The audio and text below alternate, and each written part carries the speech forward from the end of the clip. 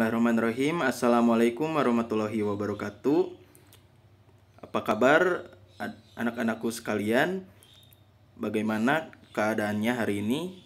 Semoga kita dilancarkan dalam menjalankan ibadah puasanya. Nah, pada kesempatan kali ini Bapak akan menjelaskan materi mengenai sistem pencernaan pada manusia.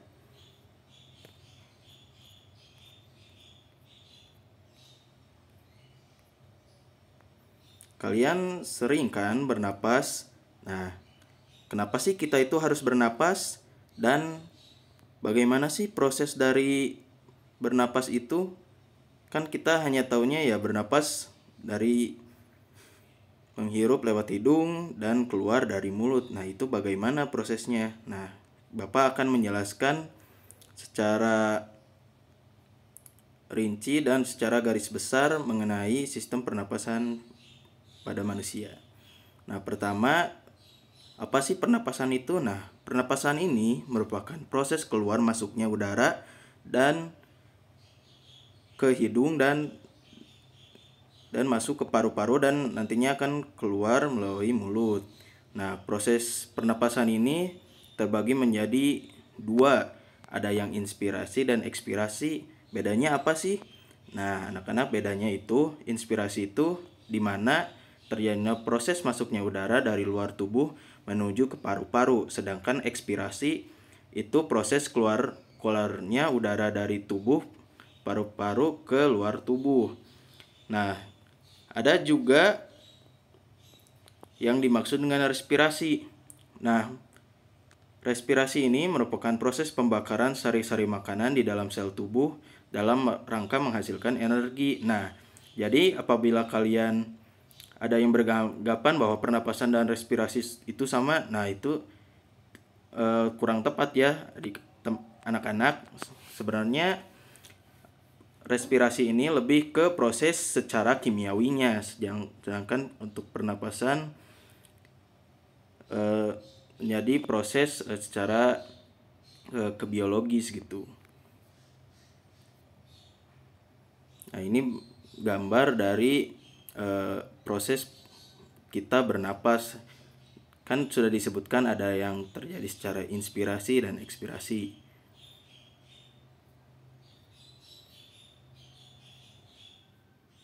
Berikut merupakan mekanisme pernapasan baik inspirasi dan ekspirasi. Nah, di inspirasi sendiri terjadi beberapa peristiwa atau kejadian. Nah, yang pertama itu di mana nanti otot antar tulang rusuk kita akan berkontraksi. Kemudian tulang rusuk akan terangkat. Tulang rusuk ini tulang yang ada di dada kita ya, teman-teman, yang melindungi bagian seperti jantung, paru-paru dan yang lainnya. Kemudian ada volume rongga dada akan membesar, kemudian tekanan dalam rongga dada akan mengecil dan udara dari luar masuk ke paru-paru. Kemudian ada ekspirasi di mana otot antar tulang akan relaksasi. Relaksasi itu apa sih? Nah, perbedaannya untuk kontraksi itu, nah kita di mana menghirup pasti otot antar tulang kita jadi kontraksi, jadi bergerak gitu, dan jadi kalau relaksasi jadi tidak berkontraksi, jadi sudah masa kayak istirahat gitu anak-anak. Nah, kemudian ada tulang rusuk turun, lalu volume rongga dada mengecil, tekanan dalam rongga dada membesar, dan udara bergerak keluar dari paru-paru. Nah, itu perbedaan mekanisme antara inspirasi dan ekspirasi.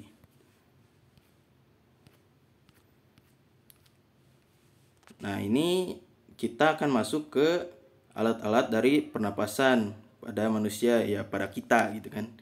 Nah, kita kan memang menghirup udara dari hidung. Nah, hidung ini merupakan tempat pertama kalinya udara masuk, teman-teman.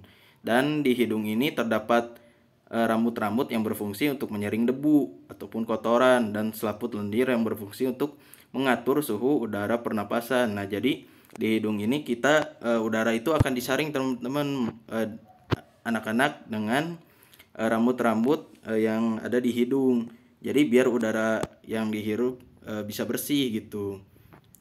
Kemudian ada tekak.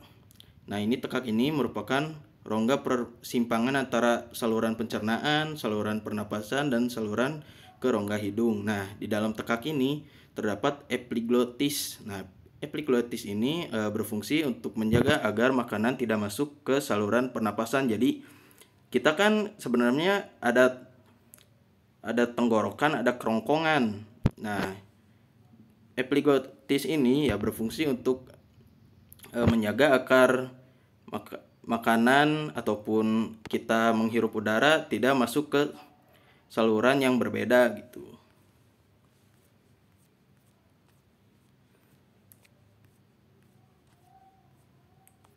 Kemudian yang ketiga ada organ yang namanya laring.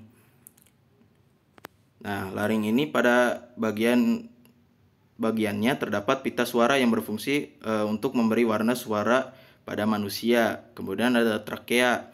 Nah, trakea ini terdiri dari 3 lapisan.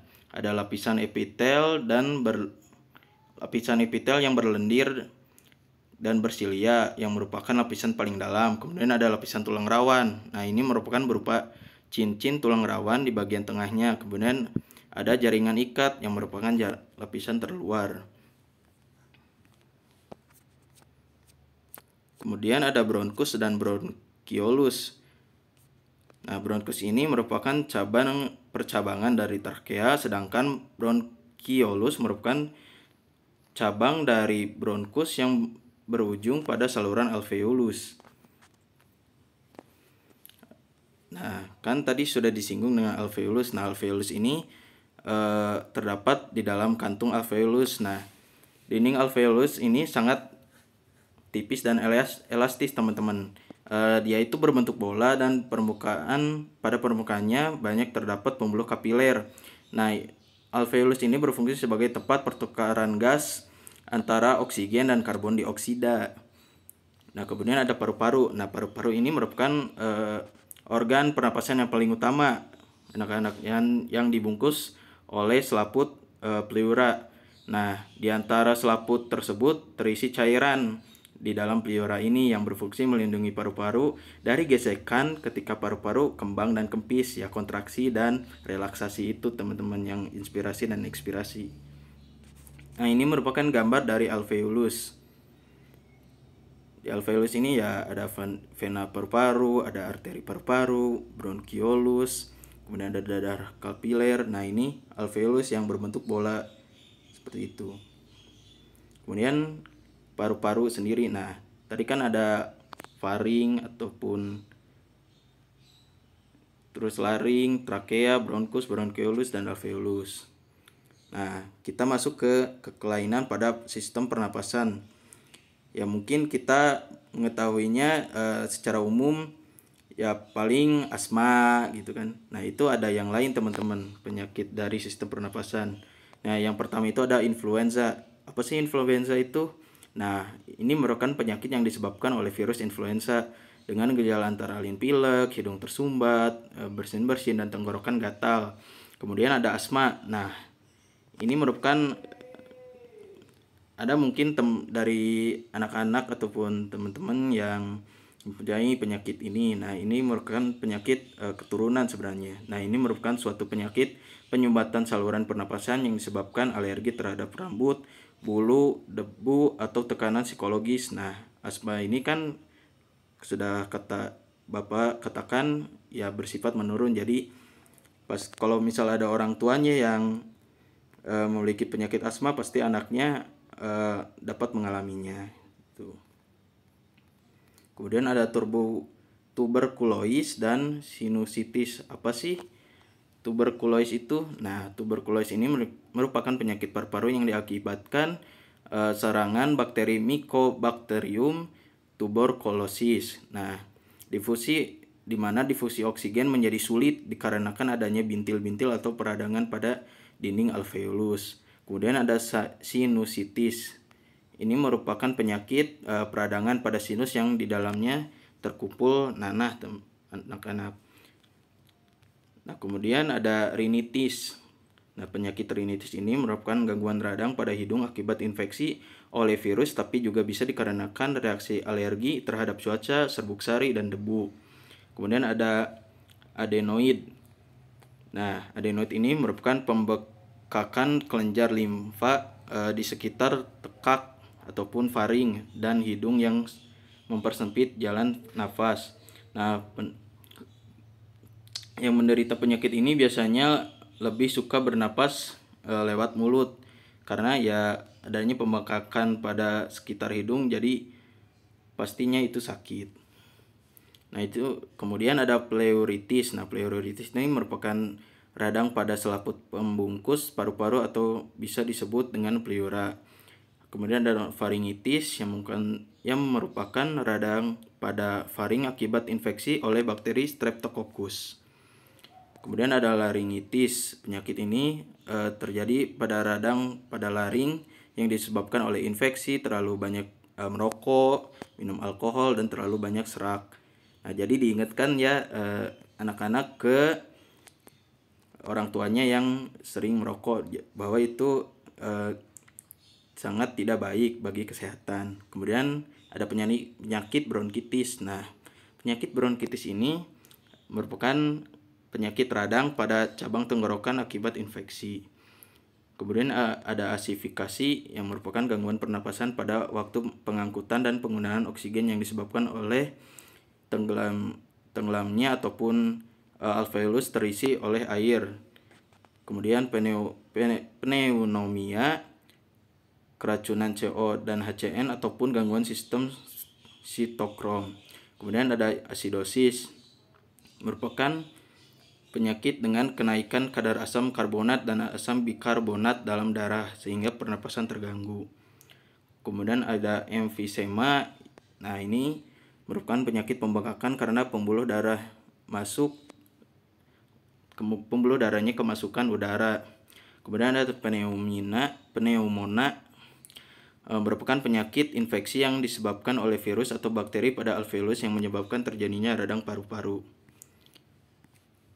Kemudian ada juga yang sering kalian dengar itu di berita-berita, ada kanker paru-paru. Nah, ini merupakan penyakit yang bisa disebabkan oleh kebanyakan merokok ataupun menghisap asap rokok. Nah, jadi kan memang berbahaya sebenarnya merokok ini untuk sistem pernapasan kita. Jadi ya jangan merokok ya, untuk orang tuanya juga gitu diingatkan oleh anak-anak gitu apabila masih merokok. Nah, kanker paru-paru ini sangat berpengaruh terhadap pertukaran gas keseluruhan tubuh.